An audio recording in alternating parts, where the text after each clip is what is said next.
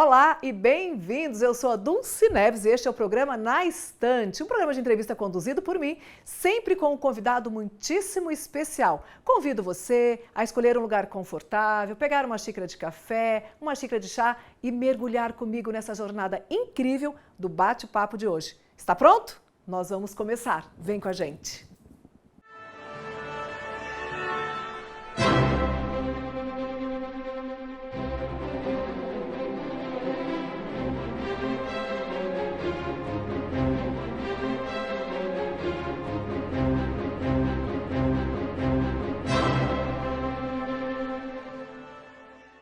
Meu entrevistado de hoje é um ser humano incrível, que durante a pandemia do coronavírus salvou centenas de pessoas. Sua coragem, compaixão e profissionalismo durante essa crise sem precedentes serve de testemunho para quem pôde compartilhar desse momento com ele e acompanhar a sua trajetória. Com muita alegria, com muita honra, eu converso com o professor doutor, médico reumatologista, Flávio Calil Petean. É uma honra estar aqui. Honra te receber aqui. Já agradecer por essa brecha na sua agenda, que eu sei que é maluca, né? Entre faculdade, aula, vida pessoal e um consultório lotado. Então, te agradecer pela sua disponibilidade. É uma honra estar aqui, meu amor. Fico muito Flávio, feliz. Como foi revisitar a estante da sua vida e escolher entre tantas coisas, tantas memórias, histórias que ficam lá, 3 itens que vão nortear o nosso bate-papo de hoje? Muito bem, vamos lá, olha só. Me foi colocado para eu trazer alguma coisa para esse programa que eu confesso a você que é a primeira vez que eu vou acessar e espero ficar freguês. E aí surgiu na minha cabeça algumas coisas que me marcaram, como você, sua família toda, que marcaram naquela fase difícil, coisas que estão no meu coração. Então, foi assim que eu escolhi. Atingimos o nosso objetivo, fazer você olhar para a sua estante e falar o que é importante para isso, mim, entre tanta coisa. Então não foi tão fácil. Não foi. Não foi. Não foi. E o que é que nós trouxemos? O que é que você me trouxe aqui? Um porta-retrato que é um poema. Esse aqui é um quadrinho que eu coloquei, porque ele fez um poema, um colega de turma, que foi pediatra da minha filha mais velha ao nascimento. E é um cara maravilhoso. E quando acabou, a gente foi crescendo, foi ficando velho. Ficando velho não, porque você não está velho. Não, assim, você não está velho nem hoje. Maduro, experiente. Casou, teve filhos. E aquela reunião que era semanal, de anos e anos, ela foi ficando desvaziada. E ele, um desses dias, ele me levou em casa esse poema. E esse poema eu coloquei num quadrinho. Escrito em? Abril de 1991. Uau! E isso retrata muito o que era a nossa juventude fora do ambiente de faculdade, fora do ambiente que você já era médico formado, já residente e acabando a residência. Então, pegou todo esse período. E tudo isso retratado num poema. Bom, a gente vai ler o poema daqui a pouquinho. O segundo item... Segundo item é uma coisa fantástica que norteou a nossa vida. Paixão nacional. A paixão nacional. Tanto é que a minha filha, a Rafaela, ela nasceu no dia 11 de maio e ele morreu no dia 1º de maio de 1994. E eu chorei 29. Todos os dias até o nascimento da minha filha e ela brinca, desculpa, eu fico emocionado, e ela brinca que ela nasceu para me trazer alegria. Alegria, e é verdade. Então, um capacete, gente, do Ayrton Senna, né? A réplica aqui. E o livro escolhido? Uma obra-prima? A minha vida inteira foi sempre estudar e cuidar de medicina, é o que eu mais tenho prazer. E é uma honra poder participar do primeiro livro, um compêndio sobre imunologia clínica, totalmente escrito pelos membros da Faculdade de Medicina de Ribeirão Preto. São todos os meus ídolos, todas as pessoas que me fizeram ser um médico de verdade. E eu tive a honra ainda de ser convidado para escrever um dos capítulos. Então, escolhi a dedo tudo que foi me solicitado, coisas que marcaram o meu coração. Que estão aí no seu coração, gente. Então, você já sabe, né, o que vai nortear esse bate-papo hoje aqui, recebendo aqui o Dr. Flávio Kalil Petean. Né, para alguns, Flavinho, para outros, Dr. Petean, né? O Kalil está aí intrometido no meio, mas ninguém fala, né? Não é? Infelizmente não. Que, na verdade, é o que corre aqui. E o Kalil é da mãe? Da mãe. É da mãe, claro, né? Bom, vamos falar um pouco desse poema. Vamos ler? Vamos, por favor. Vamos ler?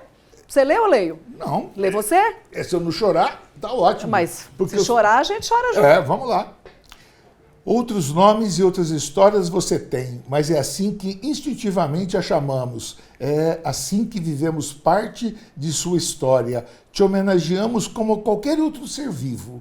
Homenageamos pela bondade, pela alegria, pela paciência, pela tolerância, pela grandeza dos seus limites. Você viu coisas e participou com amor da amizade de uma geração, há anos 80. Você acolheu com tranquilidade o máximo de energia que um grupo poderia dissipar e desenvolveu com a mesma intensidade. Foram horas, dias, anos de alegria, euforia, planos, aprendizado e respeito. Raros os momentos de tristeza, a sua beleza evitava ou consolava.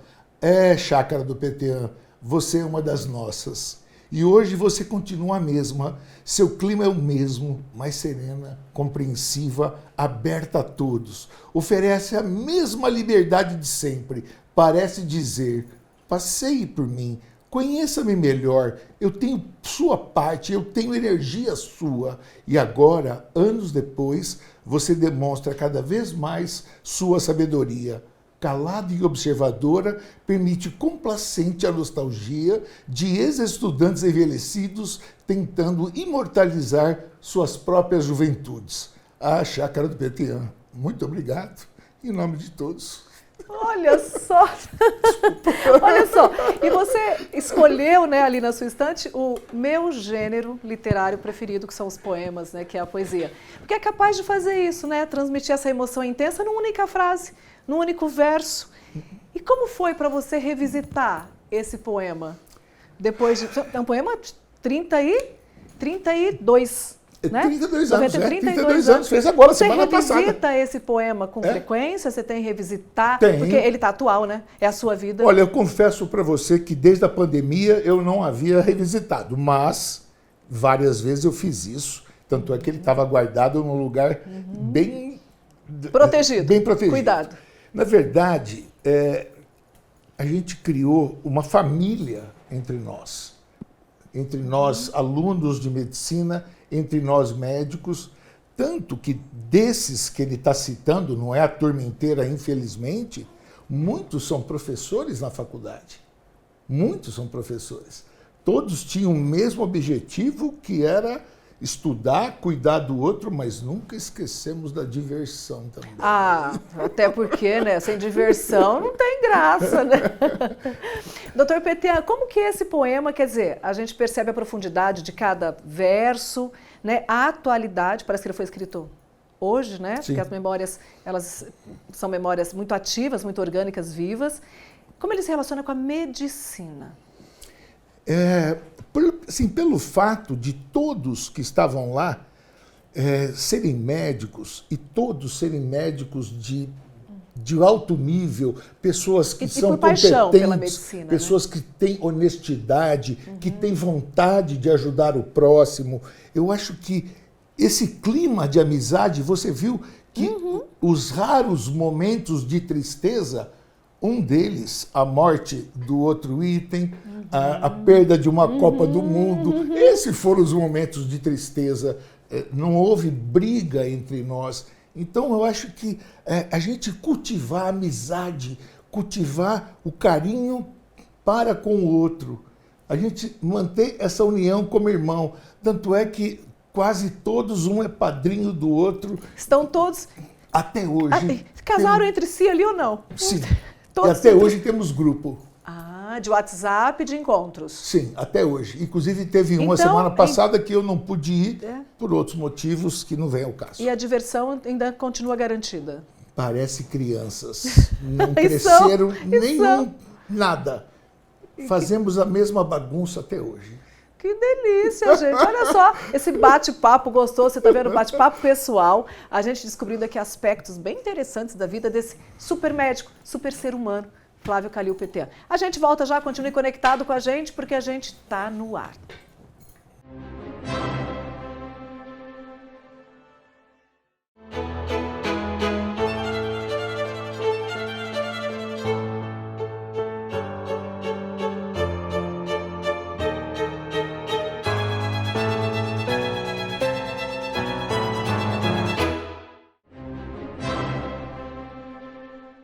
Deixando aqui o meu abraço super carinhoso para Raquel Bossa, para o Cris Rosini, Danilo Arantes e toda a equipe aí do Casa de Beleza. Obrigado pela parceria, por me deixar um pouco mais ajeitadinha aqui durante o nosso programa, né?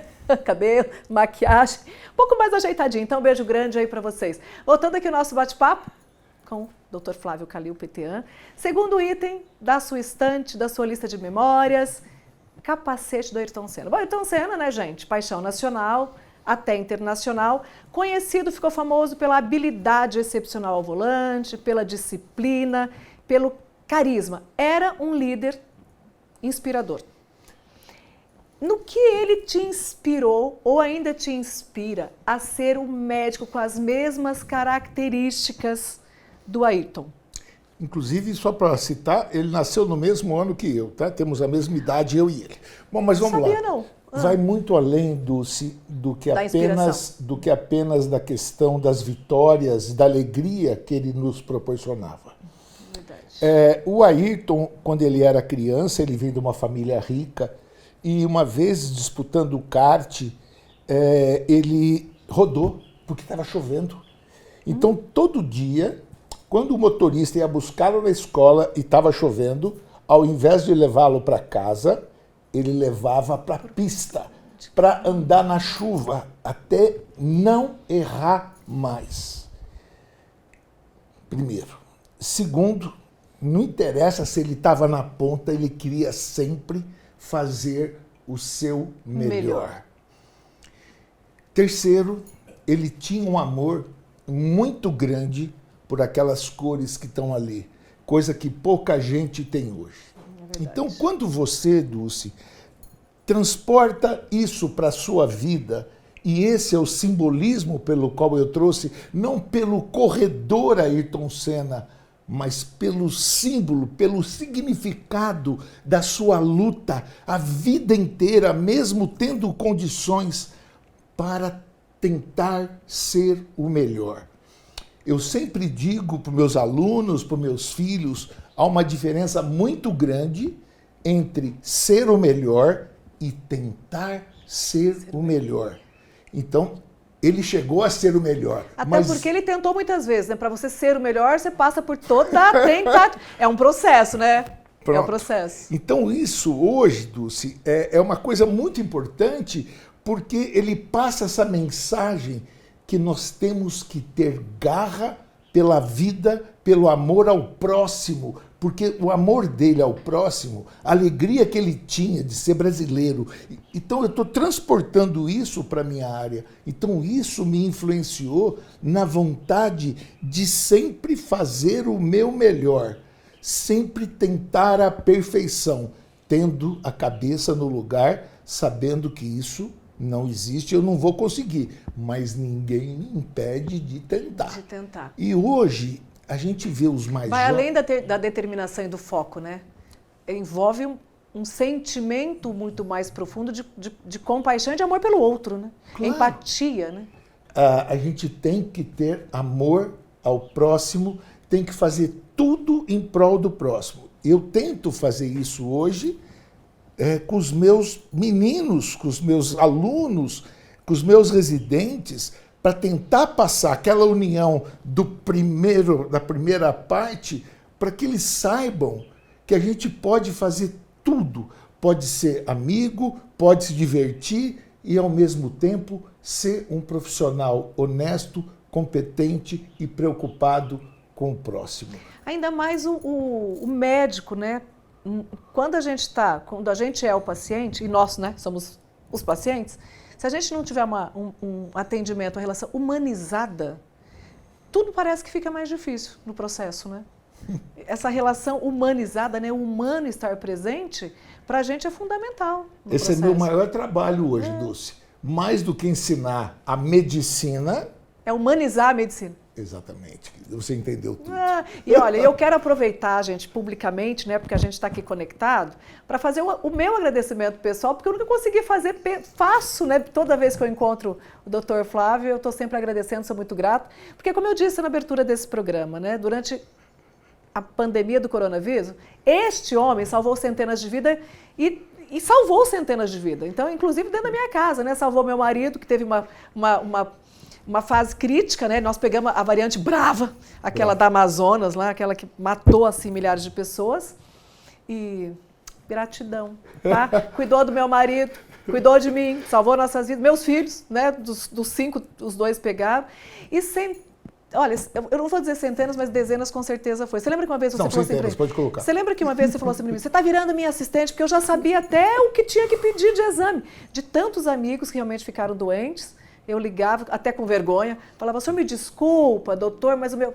E você sempre assim, minha querida, imagina, vamos lá, vamos cuidar. E foram centenas realmente de vidas. Vamos voltar. Desculpa. Vou dizer aqui, ninguém conseguiu pagar. Todo mundo, muita gente tentou, né? Muita gente não tinha condição, mas essa não era a condição para ele atender. Mas as pessoas que tinham condição, eu estou salvando vida por dinheiro. Eu não sou rico, mas vivo como milionário. Você me falou isso? Aliás, não sou milionário, mas vivo como um. Mas esse é o meu trabalho missionário. Eu nunca vou esquecer isso, então, publicamente aqui, minha gratidão, viu?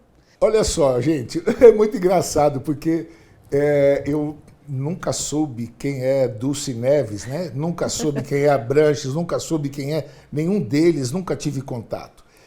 E, através de alguém, ela entrou em contato comigo, nós ficamos conversando. Dele. Essa é a verdade. E ficamos conversando. E o que me fez eu passar tudo para você, se tornar uma médica profissional, foi ver exatamente aquilo que nós estávamos falando antes. Todo carinho, preocupação e amor, você querendo ajudar não apenas o seu companheiro, mas também os seus amigos. Então, essa sua garra, educação, sempre preocupada, então isso me chamou a atenção. Então, eu quero que você saiba que você tem culpa no cartório. Olha só, eu quase pedi um carimbo de assistente para ele, de tanto que... Mas você lembra quando foi a primeira vez que eu te liguei? E olha, gente, é por isso que eu falo, o médico humano, o ser humano especial, né? Porque não é comum, tá? Isso. Eu liguei, você me disse assim, eu falei, olha, eu sou Dulce Neves, nós testamos positivos para Covid, eu estou bastante preocupada, eu não tenho tantos sintomas, mas eu estou preocupada com meu marido e tal. E eu falei, o senhor pode me atender? E eu já assim, por misericórdia, né? Você falou, eu estou de férias, estou na Bahia, e isso acho que era um sábado, um domingo, era uma coisa assim. Estou de férias, estou na Bahia, estou aqui com a minha esposa, estamos tomando uma cerveja, mas claro que eu vou cuidar de vocês. Foi essa a fala.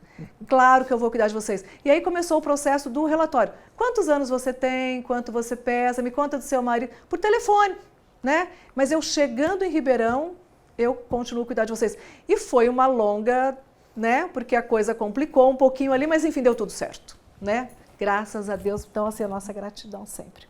Bom, voltando a falar um pouquinho do Ayrton Senna, essa questão da determinação dele e do quanto isso também serviu de exemplo e moldou o médico que você é. Essa geração, né, a nossa geração continua mantendo a paixão, né, pelo Ayrton tal.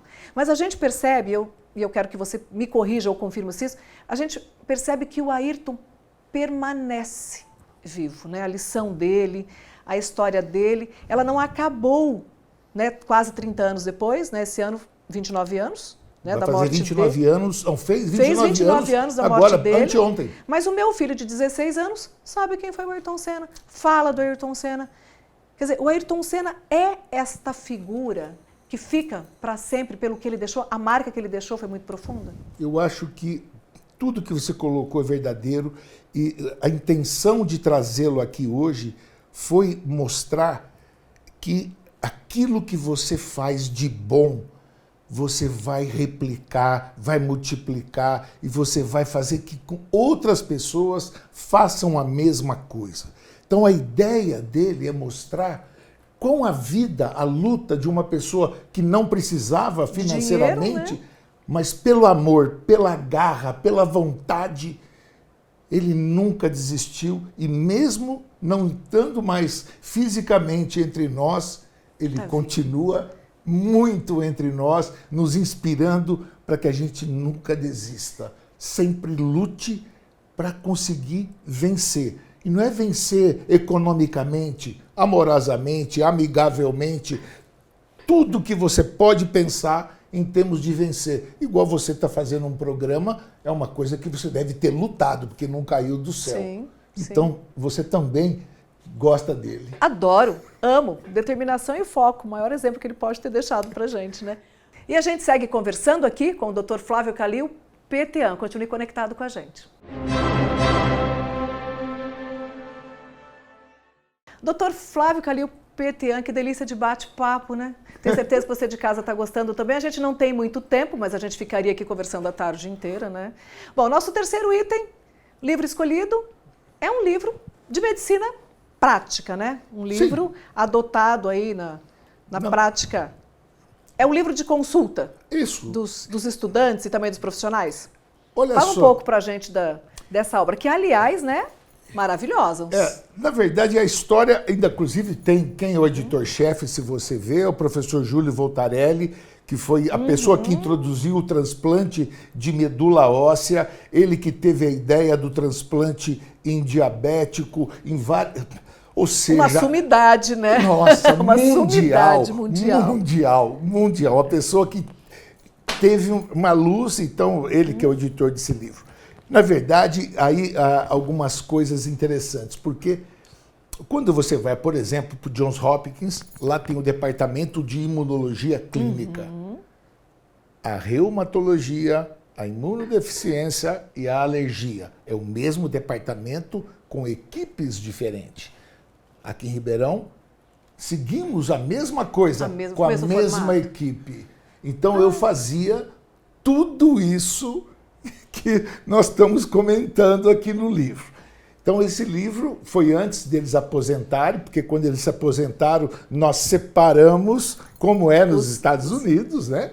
Cada reumatologia, alergia é isso, claro. E cada um tem sua equipe hoje. Mas esse livro, todos nós juntos, todos eles foram meus ídolos, foram meus professores, foram pessoas que deram uma lição de medicina, de vida, de honestidade, de trabalho muito bacana, todos humildes, não tem, salvo Júlio Voltarelli, que teve essa, mas mesmo assim, ele era uma estrela que brilha, mas brilha para todos. Uma pessoa brilha para todos. Simples, nada de ser metido, nada disso.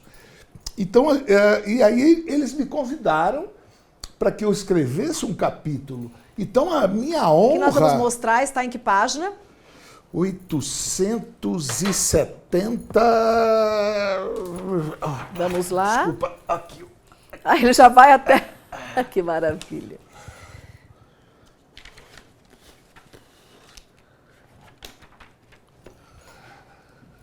...855, capítulo 3.3, fibromialgia. Nossa, olha, este livro, qual é o público-alvo dele? Na verdade, para quem ele se destina? A princípio, os alunos da faculdade de medicina, os residentes, na verdade, para quem é médico, que quer ter uma linguagem, um acesso de uma forma mais inteligível, não daquelas substância química que vai aqui, ali. Não, a gente fala muito na questão prática. E esse tema é um tema que sempre foi muito questionado, né? Porque sempre ficou uma doença que não existe. Eu quero mostrar aqui, desculpa, doutor, te cortar, mas a gente volta aqui, né? Essa figurinha que chama muita atenção, né? Esse é o clássico. Porque né? é o clássico. E os pontos da dor. É. Olha aqui, ó, se você está sentindo dor nesses pontos, em algumas partes aqui, e aí eu vou contar muito rapidamente a história com a minha filha, né? Você lembra bem disso? Lembro. Minha filha, Tamisa, com 24 anos, ela tem a filha. Da fibromialgia, que é a síndrome miofacial. Dolorosa, é um negócio Isso, assim. E o doutor Flávio, sempre atento e muito observador, a gente estava no mesmo ambiente, num jantar, e quem sente dor fica se apertando o tempo inteiro nos pontos, né? E a Tamisa tá que se aperta. Ele falou, vem aqui, menina, o que você tá... Lembra disso? Quer dizer, os 4 pontos que tocou nela no ombro, no meio das costas, era onde ela realmente sentia dor. Ele falou, você vai amanhã para o meu consultório porque você vai ser minha paciente. E, de fato, ela está 99% sem dor. Acima da média. Como que identifica que a pessoa é portadora de uma doença dessa? Nós temos febre como sinal de alarme, temos um monte de manifestações de alarme que são resposta do corpo. Dor é um sinal de alarme. Dor é uma manifestação que não é para existir. Mas existe dor física, onde você pisa num prego e aí o nervo manda mensagem. É pontual. Isso. Existe uma dor onde a sua percepção a ela é diferente. Então, a primeira coisa, dor. Segundo, se você tem um problema de coluna, porque geralmente é nas costas que acontece isso, por que você acorda com dor? Se você estava dormindo, por que você acorda cansada? Se você faz academia, se sente maravilhosamente bem, vai limpar meia dúzia de copos na cozinha, vai para a cama travada de dor. Então são esses pequenos detalhes associados com formigamentos, dormências, dor de cabeça, um cansaço inexplicável, enxaqueca. E aí você tem uma gama de manifestações que compõem uma síndrome. E para isso, Dulce, você precisa, primeiro, ouvir. Segundo, examinar. E hoje, o que acontece... A questão clínica aí, né? Fundamental. Hoje, infelizmente, que é um trabalho que a gente luta dia a dia para que nós possamos criar médicos cada vez melhores, é ensiná-los não apenas o que é a doença, o remédio, mas como é que você chega lá, olhar no olho. Né? A gente ouve hoje, doutor, eu entro na sala, o médico só ficou no computador, ele não olhou, não falou bom dia. Você não pôs a mão. Isso. A gente escuta infelizmente, mesmo. Você está com dor no cotovelo, vou olhar o cotovelo. Então, assim... Porque, apesar dos sintomas serem os mesmos ou quase os mesmos para todo mundo, cada paciente vai reagir de um jeito. A minha dor não é igual à sua. Então, assim, a gente tem que conversar, tem que ver tudo isso. Então, se você pegar o que eu pensei na minha cabeça, Dulce, se você notou, eu fiz uma linha das 3 coisas que foram solicitadas para o nosso bate-papo, que convergem para uma mesma coisa. Você fazer bem feito, você ser uma pessoa... Paixão pelo que faz. Paixão pelo que faz, ter amor ao próximo. Tudo isso faz parte de um pacote. Por isso, das escolhas, e aí fico muito feliz de poder escrever, e quando o paciente já vem, eu tenho 10 bicos de papagaio, meu fim é uma cadeira de roda. Aí eu vou lá, converso, examino e vejo que a pessoa está maravilhosa, tudo perfeito. Por mais alterações que possam existir nas radiografias, ressonância e assim clinicamente ela está indo bem. Aí eu mostro aqueles pontos, abro e falo, tá vendo que foi eu mesmo quem escreveu, para a pessoa saber que tem alguém aqui que quer ajudá-la e que pode ajudá-la. E é uma doença que praticamente grande parte dos médicos não gostam. E eu adoro, porque é muito gratificante. E é desafiador, né? Por isso que você gosta, né? Claro, é gratificante. Porque se fosse muito fácil, não era para você. Não, é gratificante, é o que dá mais trabalho. Mais do que uma doença grave, como o lúpus, por exemplo. Que também, porque assim, eu lembro da minha infância, minha mãe falando assim, tô com reumatismo. E a gente cria uma imagem errada de que reumatismo é só aquilo, é uma doença. Na verdade, a reumatologia é um conjunto... 125 doenças reumáticas diferentes. 125 que se sabe, catalogadas. Catalogadas, isso, 125. Entre elas, o que a gente pode citar? Lúpus, a fibromialgia... Artrite, artrose, gota, osteoporose, gota, claro, gota, tendinite, bursite, ciático e assim por diante. Você cuida de tudo isso? Tudo isso. Olha aí, gente, olha, a escolha pela reumatologia não foi à toa, né? Não Teve foi. Um processo ali, né? Dr. Flávio Kalil, PTA. Que delícia de conversa. A gente chegou ao fim do nosso programa. Eu espero que você tenha gostado, porque eu gostei demais, entusiasmada aqui com esse bate-papo. Muito obrigada, tá, por trazer pra gente, nesse curto espaço de tempo, muito do seu conhecimento, da sua história, suas memórias, né? Tenho certeza que você, de casa, que já acompanha o trabalho desse super profissional, hoje ficou sabendo um pouco mais da vida dele. Gratidão e quero vê-lo outra vez aqui na nossa estante. Será um prazer. Fechado? Combinado? Combinadíssimo. Obrigado a todos, é um prazer estar aqui com vocês. Você de casa, continue conectado com a gente. Nosso encontro está sempre marcado às sextas-feiras, às 16 horas. E claro que eu espero você. Beijo grande.